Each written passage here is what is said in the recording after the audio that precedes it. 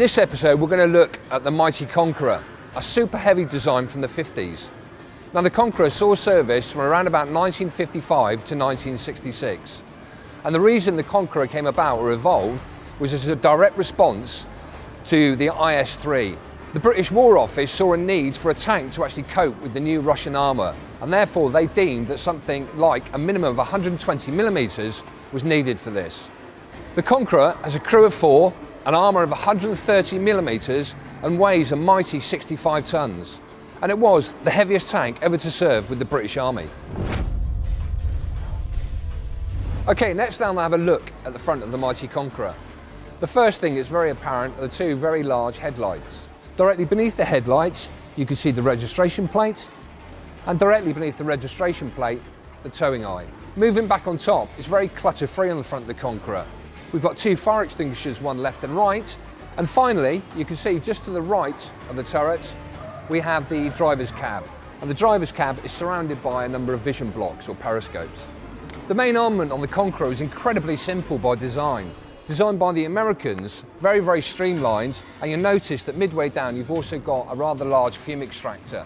Going up in the turret, we have an incredibly strengthened and armoured bellows or gun trunnions, and then we go onto the rear of the absolutely monstrous turret. An incredible design feature about the Conqueror was the fact that the turret alone weighed 18.5 tonnes.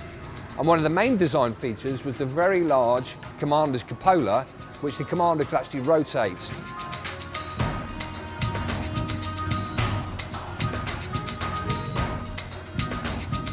The Conqueror's turret was very simple but very functional by design and really clutter-free. A couple of the main things to point out are obviously the hatches. You've got 2 hatches to the front of the commander's hatch, left and right, and notice the sheer size of the rotational commander's hatch. I'll also point out the armoured hood for the gunner sight, and also you can see quite clearly the machine gun. You'll also notice that to the left and the right of the turret there are also 2 banks of multi-barreled smoke grenade discharges, and the means for firing these were located inside the turret. 2 antenna bases for the radios, and then you cannot help but notice the monstrous commander's cupola that we've got on here. As I said before, it was rotational, which was quite a good design feature at the time. And also a huge key thing about Conqueror was the fact that the commander also had a rangefinder, which enabled him to identify and find the range to another target whilst the gunner was dealing with the previous one. We're now on the back decks, and unfortunately we can't access the transmission, but it does give you a good idea of the sheer size and scale of it. The engine was a fuel-injected version of the Meteor engine, driving through a regular Merritt Brown transmission. You can see the fuel filler caps located to the left and right. The suspension on the Conqueror employed the Horseman type suspension system. This actually involved having 8 road wheels either side, and you notice very distinctive road wheels from the sheer fact that they are steel rimmed. Although it's made them quite resilient and hard wearing, it also meant it was incredibly noisy.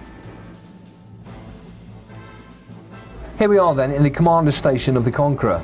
And the first thing is very apparent is obviously the room and the angle I'm sat in at the moment, but the fact that the commander station is completely cut off from the other crew members. There's no ability for the commander to get across to the other stations.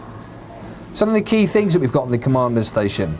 Just to the left there was the ability to operate, i.e. elevate and depress, the machine gun, the roof mounted machine gun. And obviously again the good old Bakelite firing switches.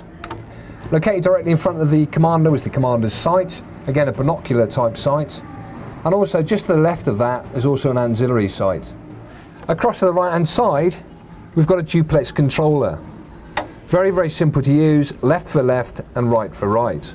And really the final thing to mention about the commander station was there was a gun position indicator just to the right of where the commander would sit.